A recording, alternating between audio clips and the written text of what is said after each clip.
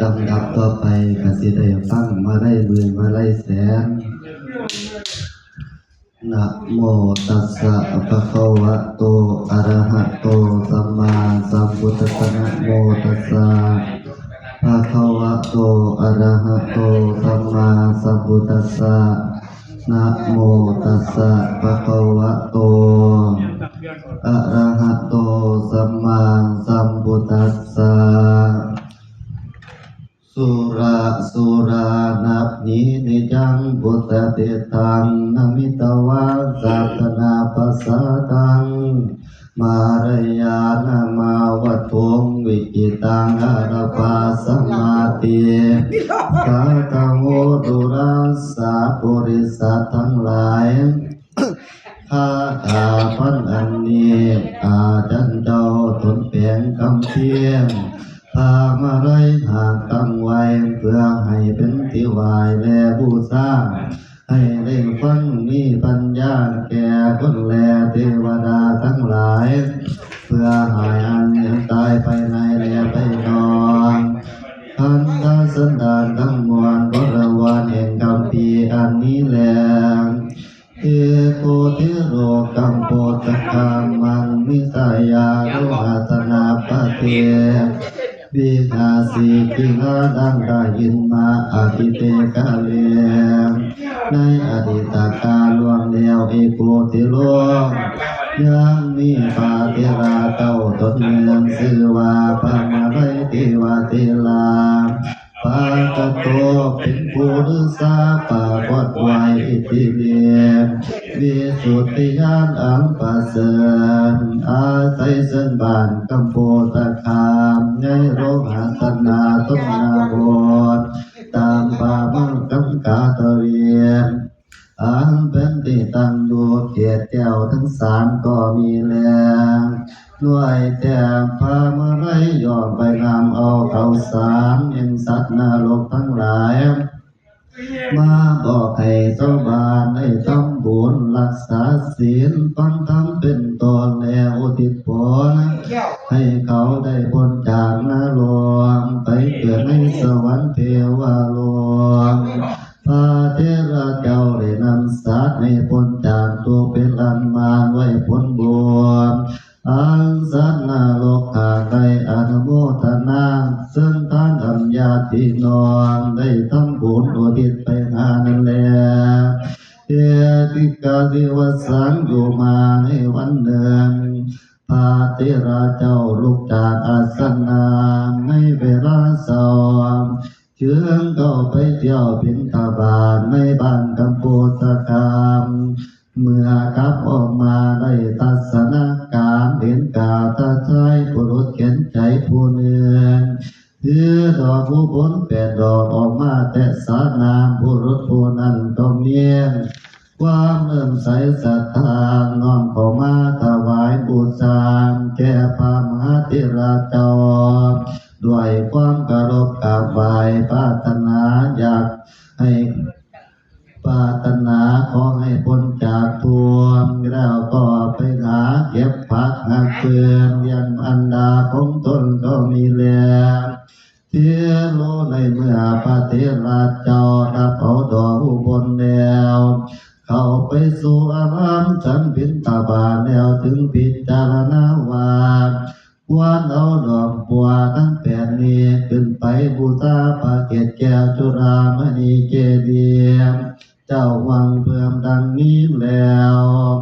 บ่พิธานเข้าสารสมาบัติประมาณนัดนิ้วเดียวมือเดียวก็ไปถึงปฐาเจดแก้วจุฬามณีสันตาวติงสาเจ้าก็บูชาทั้ง8 เทียนนมัสการกราบไหว้แล้วจึงลีลามานั่งอยู่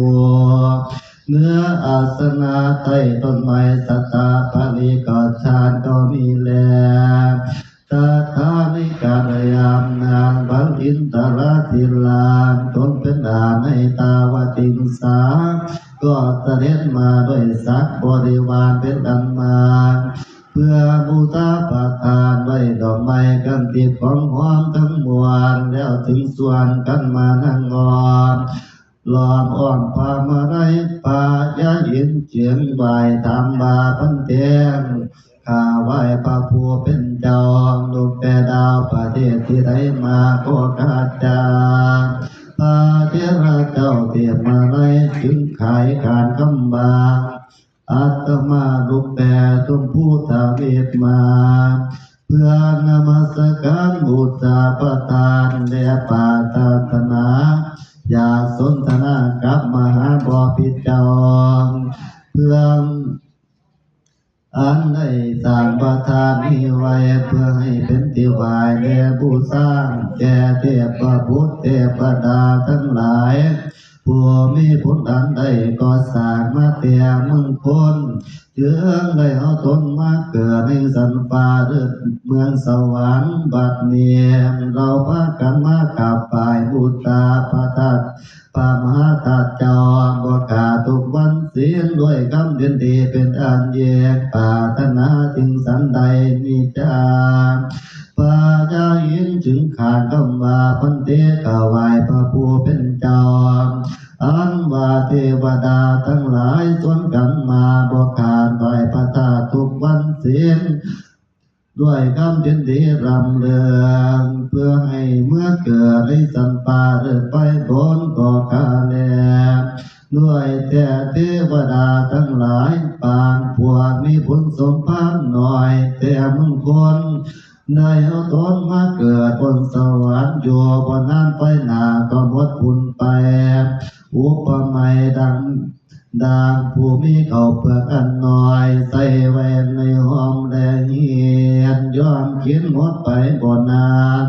เหมือนดังเทวดาผู้มีบุญอันน้อยถึงคอยกระทำเพียรบ่ายประทาน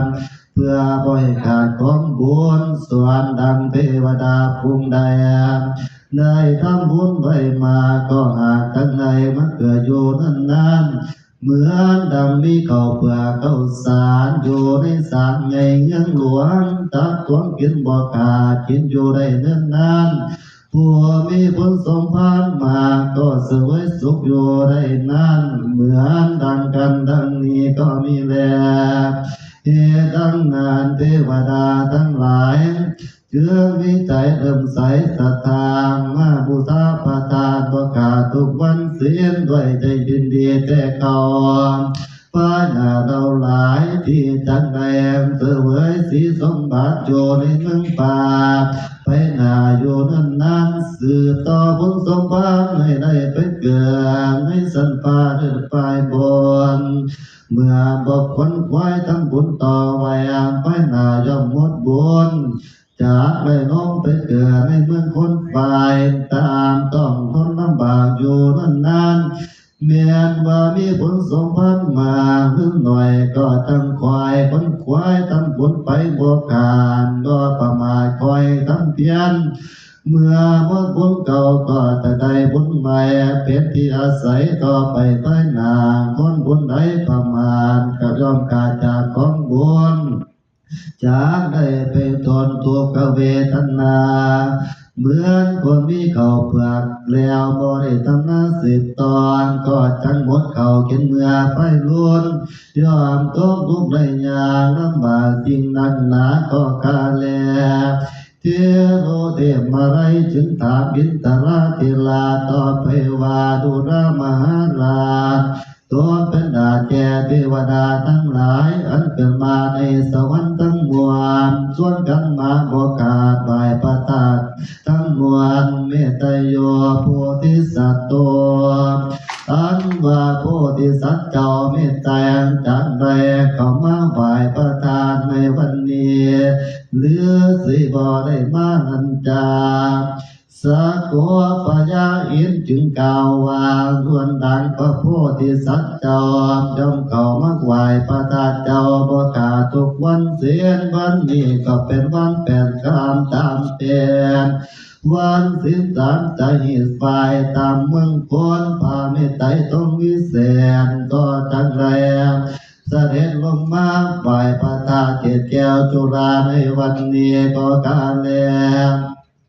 ตาตัวทันงานบันเทปบุทั้ง12องค์ทรงยศศักดิ์บริวารเข้ามานมัสการไหว้ประทานตามลำดับกันบทขาดยังบ่ทันเมียนองค์พระโพธิสัตว์เจ้าเมตไตรอามินตราธิลานาสำแดงบุปกรรมแห่งเทพบุตรทั้งหลายกุมงานให้แก่แก่พามาไลต่อไปบอกกาเอโกเทวบุตรตัวส่วนดังเทวดาส่วนดังเทวบุตรตนมาก่อนเป็นปฐมหัวเตียงมีบทว่าลอยเลื่องใหญ่ยังมาสะพานแต่ตัดก่อนเขาเป็นคนทำนาค้าขายเลี้ยงชีวิตด้วยสอนเอกาติวสังอยู่มาวันเนืองได้เกี่ยวหญ้าข้างในป่าได้ในเขาก้อนหนึ่งเป็นท่านเกศกาตัวเป็นมาจับงาไม่ทองอยู่ตาคอยเย็นได้เมื่อสิ้นชื่อเวทถึงตัดเกียรถึงทานอันนานถึงได้มาเกิดในสวรรค์มีบริวารน้อยหนึ่งก็มีแลทุติโยนเทพบุตรองค์ตวนสองมีบริวารพันหนึ่งเสด็จต่อกันมาบอกการแต่สั่นก่อนให้เมืองคนเทพบุตรตนนานได้เป็นจาดิ่งว่างได้แก่เขาห้องให้เป็นท่านแก่เพื่อนมิตรสหายเทียดึงว่าควายด้วยการสื่อว่าได้ท่านแก่กฤหัสถ์ก็ได้มาขึ้นสวรรค์มียศศักดิ์บริวารพันหนึ่งก็มีแลตาติโยเทพบุตรวันสามติดกันมาบอกกามีบริวารหมื่นหนึ่งเมื่ออยู่ในเมืองคนได้ใครเขาพิณฑบาตเป็นท่านแก่เจ้าสมณเณรเชื่อได้มาเกิดเป็นเทพบุตรมียศศักดิ์บริวารเห็นประมาณดังนี้แลเทพบุตรองค์ตวนเสียก็เสด็จมามีบริวารสองเมื่อก่อนในเมืองคนได้ให้ก่อนนาเป็นท่านแก่เจ้าภิกขุตนมาบิณฑบาตดับจากการนั้นแล้วได้มาเกิดบนสวรรค์พากันมาบูชาพระทานแล้วนั่งอยู่ในดีกว่าแห่งตนก็มีแลตาโตทันนานเทพบุตรองค์ตวนหามีบริวาร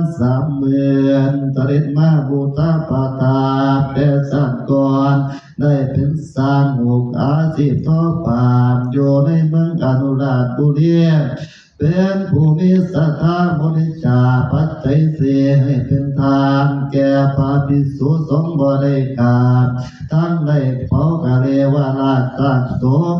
คนกำปานาถาหายามิตรหายบ่ได้พุทธนาทรงนำมา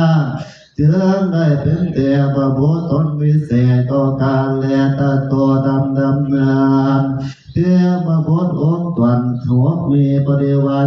40,000นาได้ซึ่งโสภาใหญ่มาสะพานแต่สักก่อนในเมืองคนเป็นมหาเศรษฐีอยู่ในบ้านอดีตกาล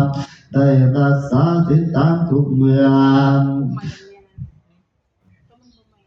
ณใจกว้างเพื่อบำเพ็ญทานด้วยปัจจัยทั้งสี่ล้วนแต่ของดีๆเป็นอันมาทนวิบากถึงทรงให้มาเกิดบนสวรรค์นั่นแหละอัปโรเทวปุตโต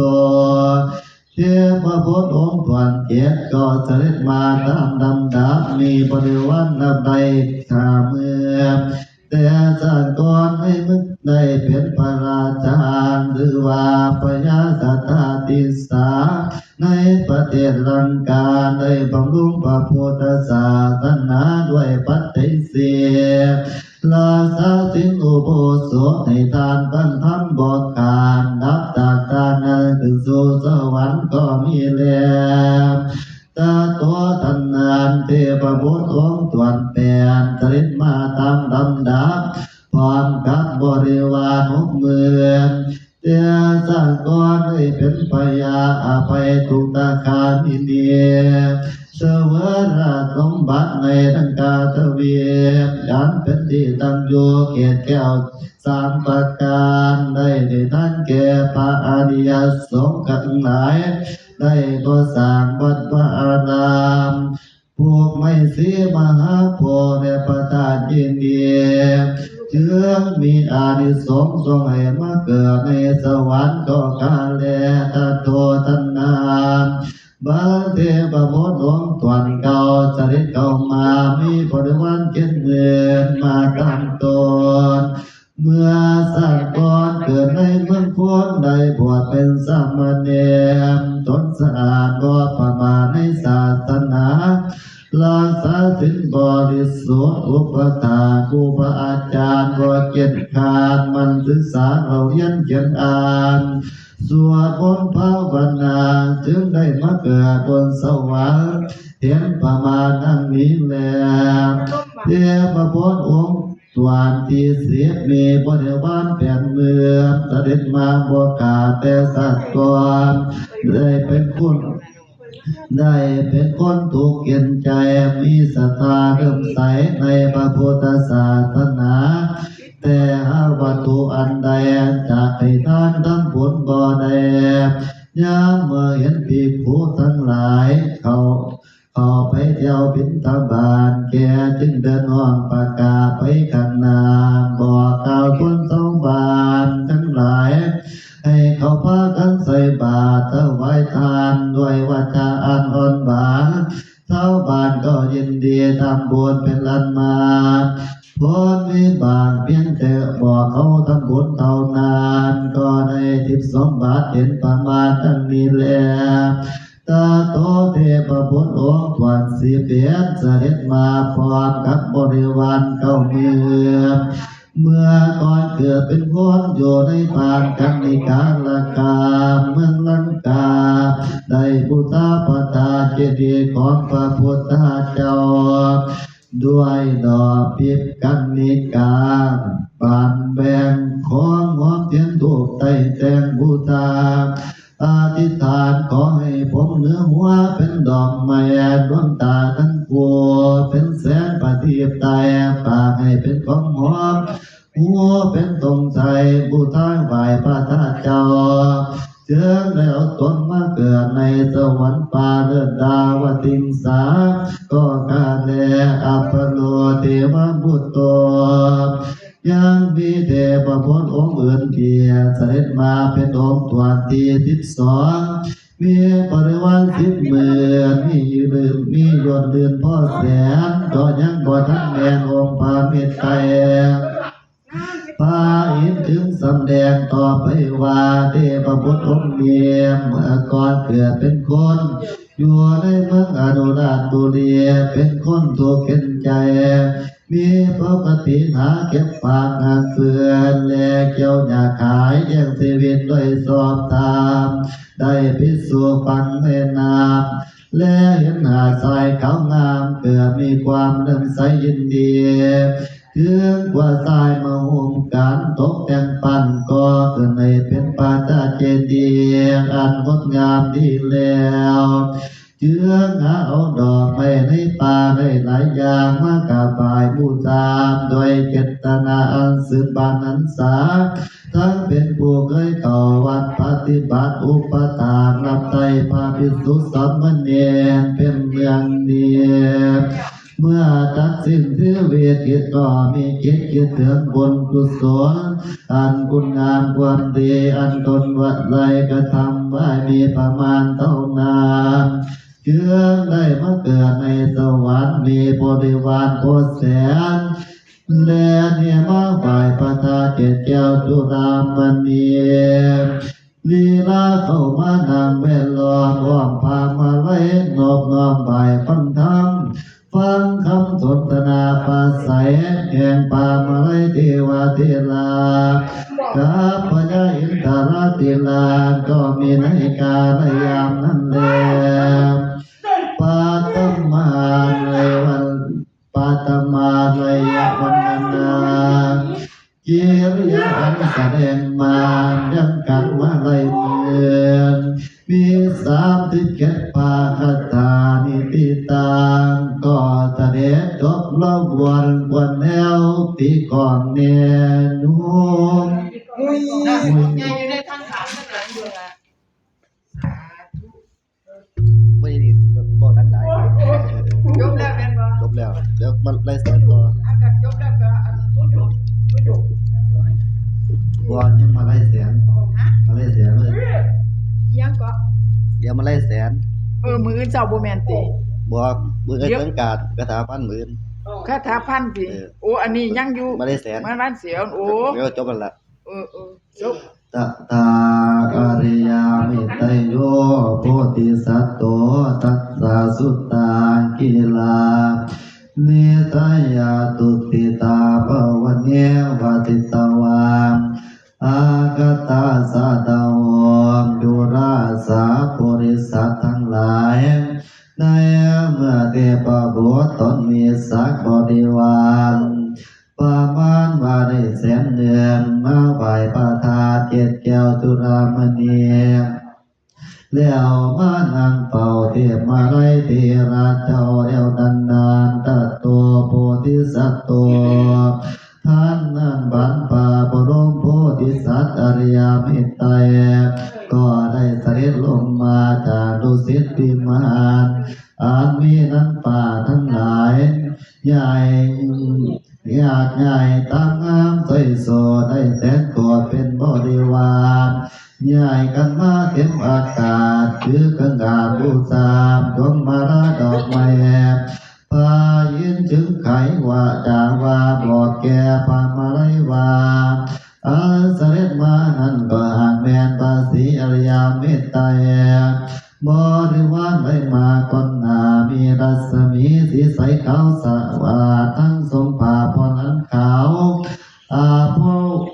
พ้นเผาเดิมเดือมแต่สัตว์ก่อนเขาเป็นคนกระทำการกุศลประภัยเพียรในเมื่อวันอุโบสถได้ให้ผ้าพื้นขาวเผารำเยียงดอกไม้สิ่งขาวงามกาทวนจันขาวรูปลายเตียนตูบไตรวดแต่ของขาวอาหารหวานเข้าทุกเสียงเขาหน้าปามผอมขาวให้เป็นทางแก่ปาสงกาจรเกืองได้อดทนมาเกิดในสันฟ้าเนื้อทุสิตาเฮียมาเบิ่งหน้าแห่งพาเมตตาส่วนดันบริวารทั้งหลาย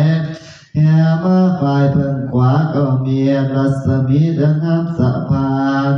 ตั้งแต่สั่นก่อนได้ถวายผ้าเหลือง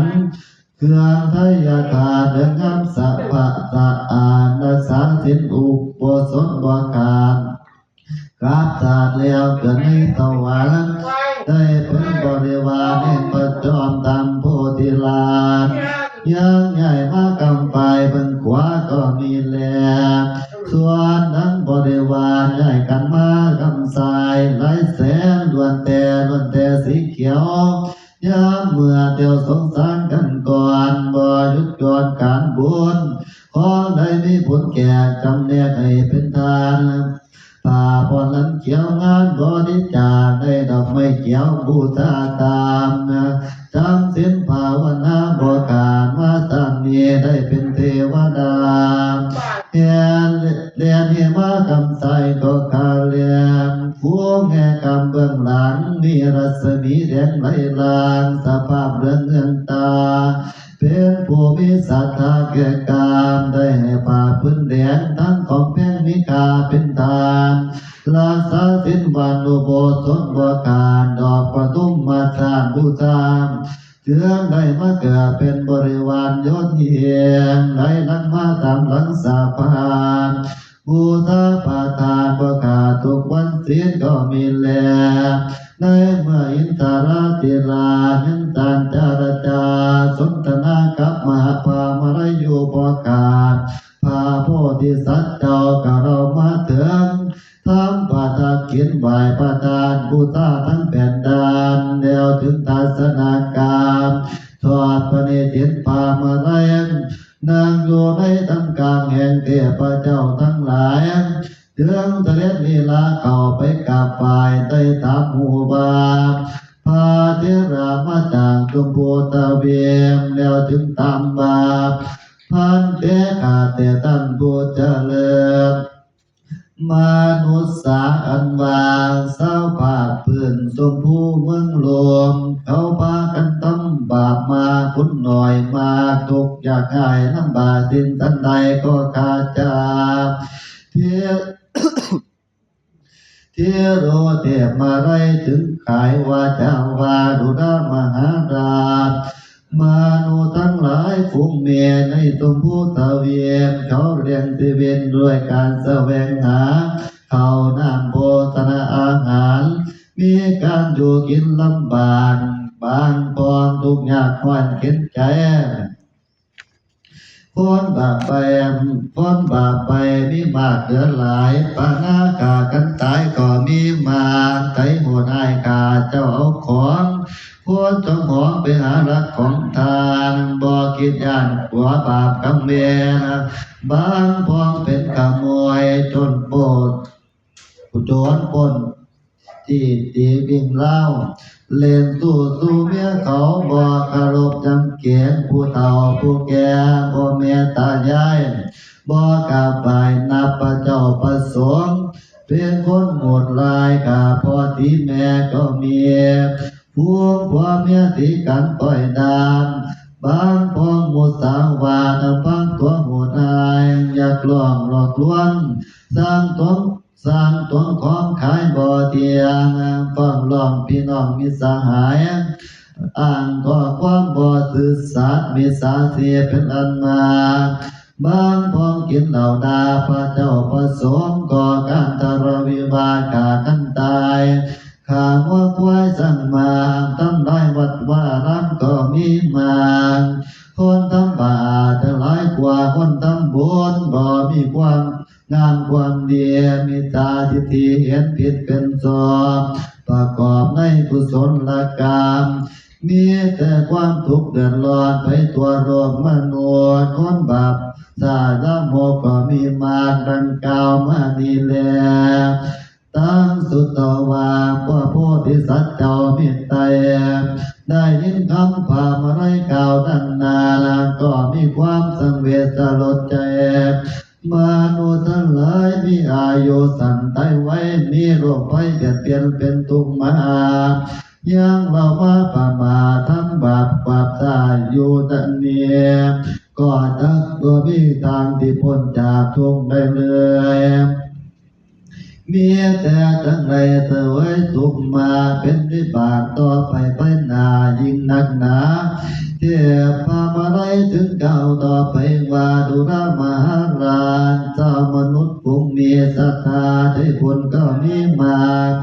บางพ้องออกบวชเป็นพระภิกษุสามเณรบางเป็นสมณธรรมก็สร้างวัดวาอารามดำรงศีลสมาธิปัญญาเป็นนาบุญของชาวโลกบางพ้องสร้างบริโภคกิเลสสร้างกุฏิวิหารทำบุญฉลองสังฆทานรักษาศีลภาวนาทำบุญสาปนาจิตอุทิศให้แก่ผู้ตายกราบไหว้ผู้สร้างคุณปรัตนาไตรตั้งอยู่ในศีลธรรมบำรุงเลี้ยงดูบิดามารดาสัมมาทิฏฐิโดยสุจริตก็มีเมื่อพระศรีอริยเมตไตรได้ยินดังนั้นก็ทรงเชื่อยินดีสาธุอนุโมทนาผู้มีบารมีพุทธันใดก็สร้างไว้ดังนานก็จะมีความสุขต่อไปเทโลเทพมาไล่ถึงทางบานตุรามหาราชพระองค์จังไงลงไปอุปัฏฐันเป็นพระพุทธเจ้าเมื่อใดและมหาตนจากผลควายทำบุญความเป็นคุณงามความดีสิ่งใดเชื่อจะได้พบศาสนาของพระองค์นั้นจาโพธิสัตว์ตัวพระโพธิสัตว์เจ้าถึงกล่าวว่าข้าแต่พระเถระเจ้าผู้ประเสริฐผู้ขาทั้งใดลงไปเกิดเป็นพระพุทธเจ้านานยังนานอีกนักหนาประมาณว่าเป็นดินสูงเกินได้ยศเนืองจึงจะถึงศาสนาแห่งผู้ขาขนาดนับก็ได้6 อัตตลักษณ์ ในเมื่อพระพุทธเจ้าโคดมลงไปโพธิสัตว์นามนุษย์ทั้งหลายมีอายุ100 ปีเป็นอายุไขแล้วถอยลงไปเมื่อได้100 ปีก็หักออกปีหนึ่งจึงยังเหลือ99 ปีลดหน่อยถอยลงไปทั้งมันจนหมดจนเสียยังเหลืออยู่เพียง10 ปีเป็นอายุไข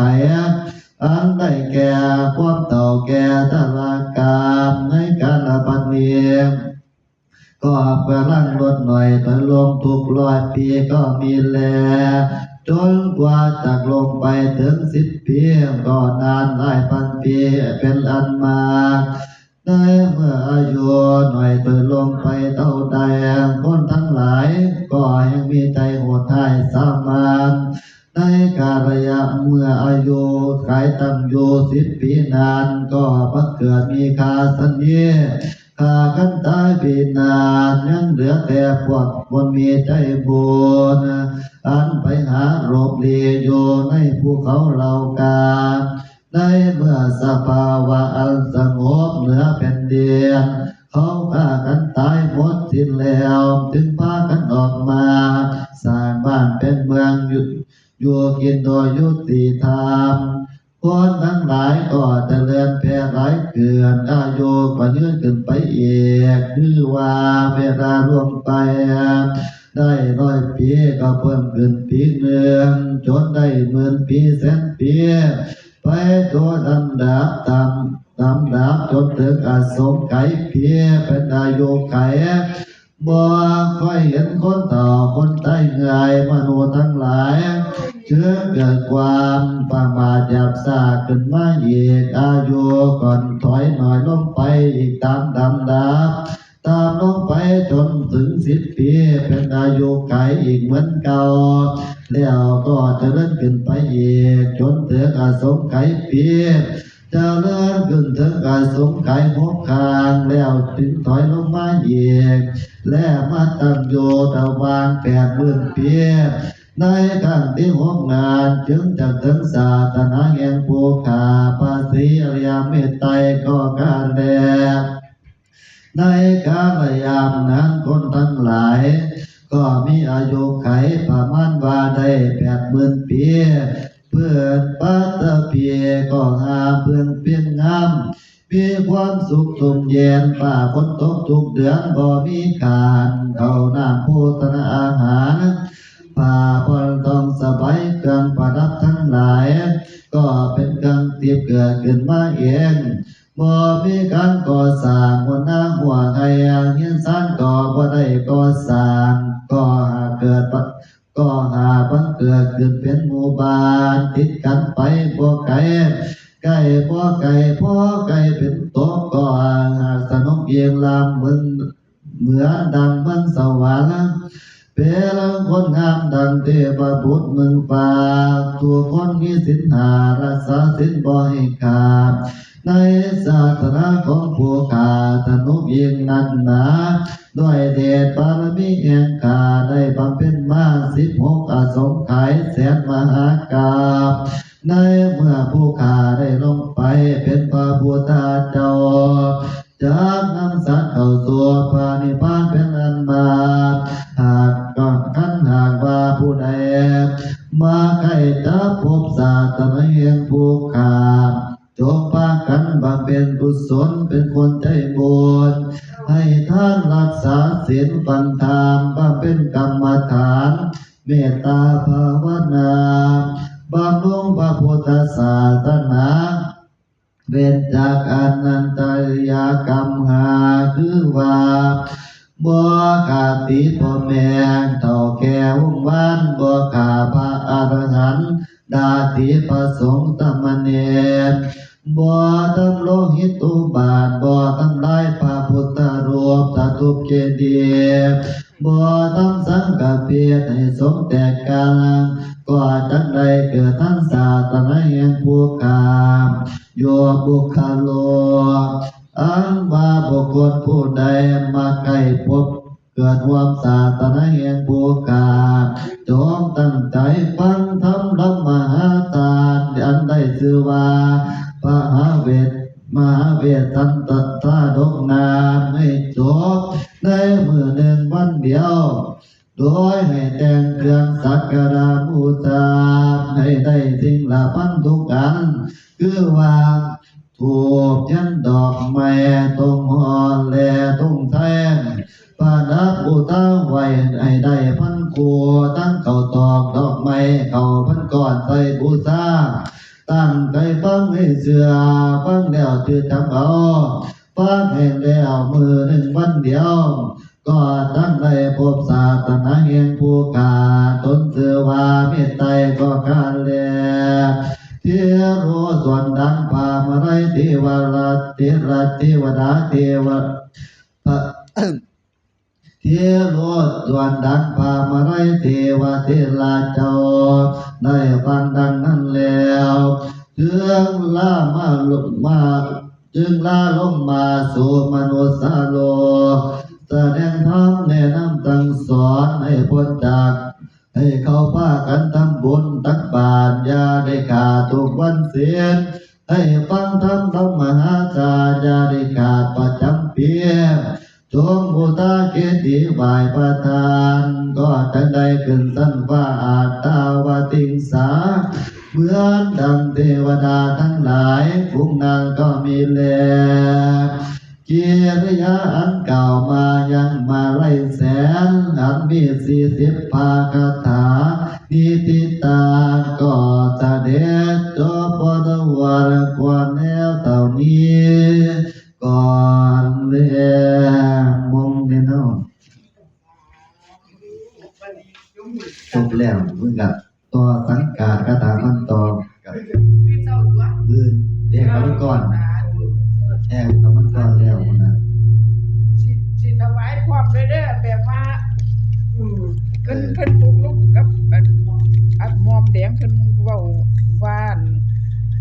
กันเทศลงกันใดก็ให้ถวายพร้อมเพราะว่าเพิ่นว่าเพิ่นเคยเฮ็ดจังซั่นเพิ่นเลยบอกไว้จังซั่นเอาจังซั่นเนาะ เดี๋ยวมันน้ำเด้อ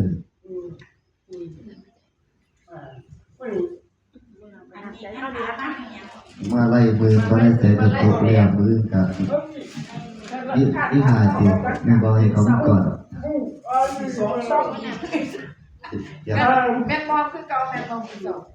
น้องไปเรียนแล้วนะจะถามพัน ฮะ น้องไปเรียน โอ้หลวงพ่อเรียนแค่ถามอัน คาถาพันก็ต้องซอยกันเพราะว่ามันหลายกัน บานี้อันคาถาพันละกะสังกาดเนาะสังกาด สังกัดก่อน จังว่าสังกาดเดี๋ยวจะคาถาพัน เดี๋ยวไปฟังเสียงเงา 2 ชั่วโมงกว่าแล้วบ่ ๆอันนี้ คาถาพัน ต้องตามไปเรียนเด้อ กับอยู่กับที่เนาะผู้ใดของกับผู้ใดก็ได้ช่วย อย่าน้ำเด้อมัน กันละมุง ยะถาวาริวหาปุราปาริปุเรนติสาคะลังเอวะเมวะอิโตทินังเปตานังอุปกาปติอิทิตังปฏิตังตุมังจิตเมวัสมิตโตสัพเพปุเรนตุสังกปปาจันโตปนารโสยะถามณิโสติระโสยะถาสัพพิติโยวิวัตสันตุสัพพะโลโควินาสตุมาเตภวันวันตรายโยตุขีติกายุโกภวะอภิวาทนาสีลิสานิจังวุตาปัจจายโนยัตตาโลธรรมาวัตันติอายุวันโนสุขังภาลังมาที่ก่อนแยกกับก่อนจะ เอาไม่ยัง